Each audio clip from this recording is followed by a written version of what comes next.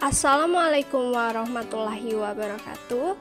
Di video kali ini saya dan teman-teman kelompok saya akan mempresentasikan materi yang berjudul Sejarah dan Perkembangan Akuntansi Syariah. Nah, sebelum itu saya akan memperkenalkan anggota kelompok saya, yaitu dengan saya sendiri, Siti Nur Aulia Ramadanintou. Yang kedua ada Agnes Upolingala. Yang ketiga ada Adrianto Mahajani. Yang keempat ada Desi Alfianita Binti. Yang kelima ada Haryati Dunggio. Dan yang terakhir ada Ayu Septiani Aulia Surban. Pada pokok pembahasan kali ini yang pertama ada konsep akuntansi pada awal munculnya Islam.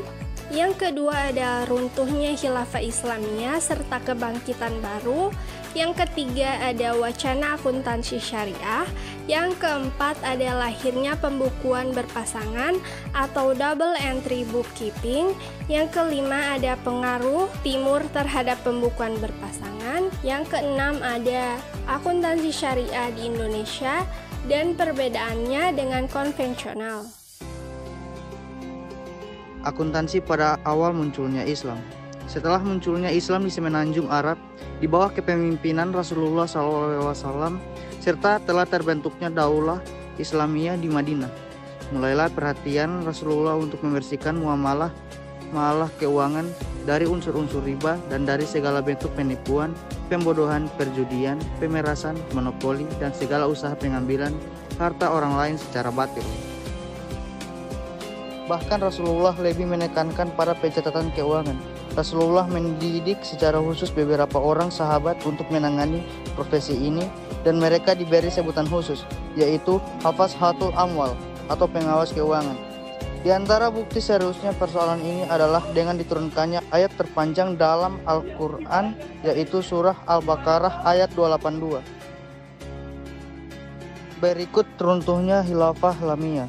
Runtuhnya khilafah Lamiyah serta tidak adanya perhatian dari pemimpin-pemimpin Islam untuk mensosialisasikan hukum Islam serta dengan dijajahnya kebanyakan negara Islam oleh negara-negara Eropa telah menimbulkan perubahan yang sangat mendasar di semua segi kehidupan umat Islam, termasuk di bidang muamalah keuangan. Baik, selanjutnya kebangkitan baru dalam akuntansi Islam.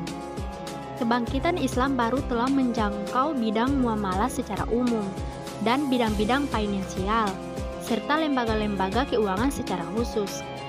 Sekelompok pakar akuntansi Muslim telah mengadakan riset dan studi-studi ilmiah tentang akuntansi menurut Islam. Kemudian kebangkitan baru dalam akuntansi Islam ini, perhatian mereka lebih terkonsentrasi pada beberapa bidang, yaitu diantaranya kebangkitan akuntansi Islam dalam bidang riset, kebangkitan akuntansi Islam dalam bidang pembukuan, kebangkitan akuntansi Islam di sekolah dan perguruan tinggi, serta kebangkitan akuntansi Islam dalam aspek implementasi. Lalu wacana akuntansi syariah. Wacana akuntansi syariah tidak lahir dalam ruang yang kosong, tetapi hadir dalam proses interaksi sosial yang begitu kompleks dan dalam dimensi ruang waktu yang sangat dinamis. Kondisi objektif seperti norma agama, kontribusi umat Islam pada masa lalu, sistem ekonomi kapitalis yang berlaku saat ini, dan perkembangan pemikiran sangat berpengaruh dalam proses kelahiran paradigma akuntansi syariah.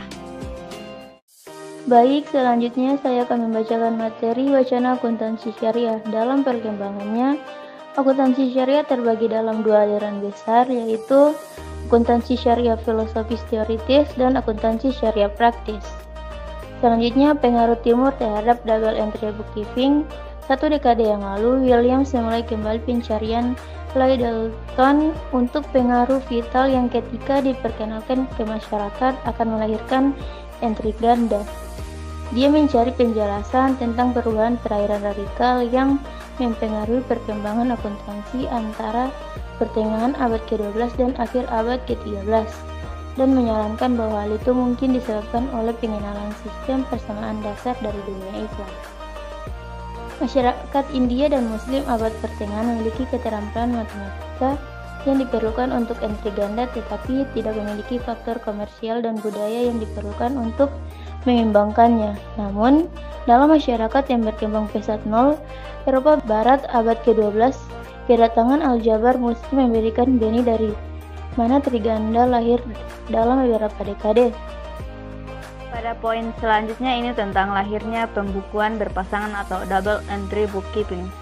Secara historis, literatur double entry bookkeeping yang dianut saat ini dinyatakan lahir dari tangan seorang pendeta dan ahli matematika di Italia yang bernama Lucas Pacioli. Dalam bukunya yang terbit tahun 1494 dengan judul Summae Arithmetica Geometrica Proportionalita yang membuat satu bab mengenal double entry bookkeeping system.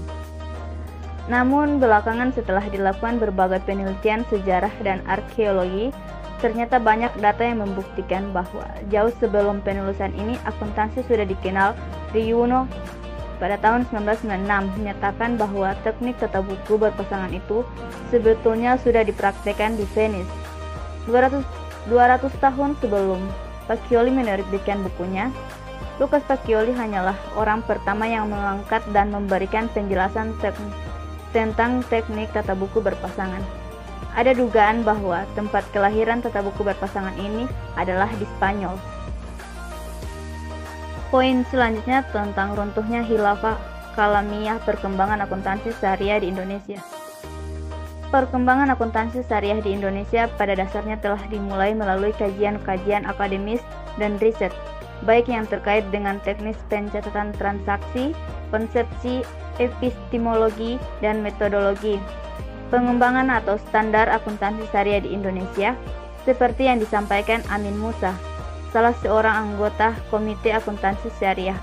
Al mengatakan bahwa bangkitnya akuntansi syariah di latar belakang banyaknya transaksi dengan dasar syariah, baik yang dilakukan lembaga bisnis syariah maupun non-syariah. Kemudian perbedaan akuntansi syariah dan akuntansi konvensional. Kriteria dasar hukum akuntansi syariah hukum etika yang bersumber dari Al-Quran dan Sunnah. Sedangkan akuntansi konvensional hukum bisnis modern. Kriteria dasar tindakan akuntansi syariah berdasarkan hukum Allah dan bersifat keagamaan. Sedangkan akuntansi konvensional berdasarkan ekonomis atau sekunder. Kriteria tujuan akuntansi syariah keuntungan yang wajar, sedangkan akuntansi konvensional memaksimalkan keuntungan. Kriteria tahapan operasional akuntansi syariah dibatasi dan tunduk kepada ketentuan syariah, sedangkan akuntansi konvensional tidak dibatasi oleh ketentuan syariah. Jadi kesimpulannya yaitu perkembangan akuntansi dari masa ke masa akan mengikuti perkembangan sistem ideologi dan ekonomi suatu negara. Dengan kata lain, dalam menata perkembangan akuntansi, tidak banyak yang tidak sepakat bahwa akuntansi syariah dipengaruhi oleh alam dan lingkungan tempat akuntansi itu dikembangkan. Akhir Adan 1997. Dalam hubungan dengan sejarah perkembangan ilmu akuntansi double entry bookkeeping, sistem merupakan titik tolaknya. Hal didasarkan pada pertimbangan bahwa akuntansi yang bentang saat ini didasarkan kepada sistem tersebut. Akuntansi konvensional dipengaruhi oleh berbagai macam ideologi, akan tetapi dapat dilihat bahwa ideologi yang paling dominan mempengaruhi adalah ideologi kapitalisme. Akuntansi konvensional mempunyai beberapa keterbatasan. Hal ini memunculkan bahwa kritik terhadap praktek akuntansi konvensional itu sendiri.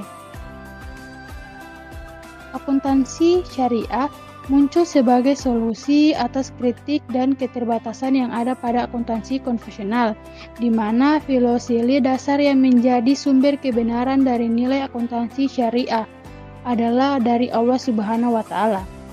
Sesuai dengan faham tauhid yang dianut Islam, Allah yang menjadi sumber kebenaran, pedoman hidup dan sumber hidayah yang akan membimbing kita sehari-hari dalam semua aspek kehidupan kita.